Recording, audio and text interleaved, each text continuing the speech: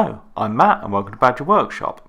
So as you can see with this table saw, the riving knife sticks above the blade, and this is so the blade guard can attach to it.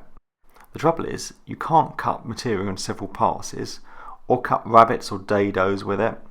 So I want to make a new one. I don't want to cut this one down because I want to keep it, so I've got the option of the two. I've got the teeth sticking up above the ruler, and then I can draw on the riving knife so the riving knife is slightly lower than the teeth. I can then trace around this onto a sheet of steel I got. I took two measurements from the blade, the body of the blade and then the teeth or the curve. You want the riving knife to be somewhere between those two measurements. For the blade that came with the saw, 2.5mm worked perfectly. So I've got the shape traced out and then I've drawn a curve where I want this riving knife to be lower than the previous one.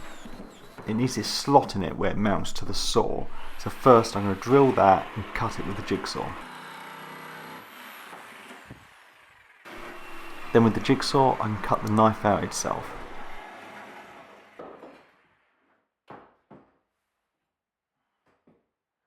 The jigsaw didn't leave the nicest finish, so I'm going to clean it up using a flap disc.